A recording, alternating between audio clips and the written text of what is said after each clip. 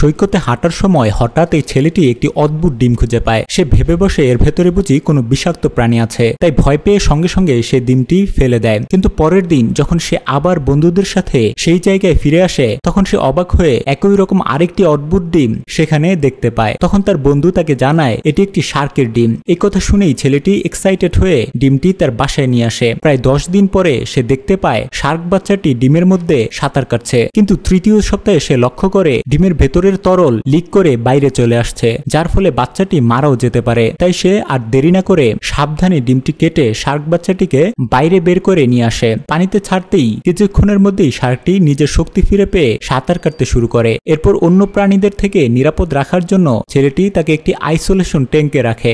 Shark বাচ্চাটি তখন ডিমের বাকি নিউট্রিয়েন্ট শোষণ করতে থাকে। সপ্তম দিনে তার গোলাপি শরীরে কালো রেখা ফুটে উঠতে থাকে এবং প্রায় 90 দিন পর তার শরীর এখন পুরোপুরি বাদামি আর কালো রঙে রূপ নিয়েছে। তখন পর্যন্ত তার নিউট্রিয়েন্ট এর প্রায় পুরোটাই শেষ হয়ে গিয়েছিল। শার্ক বাচ্চাটিকে বাঁচাতে পেরে ছেলেটি খুবই আনন্দিত হয়। ভিডিওটি ভালো লাগলে কমেন্ট করতে পারেন।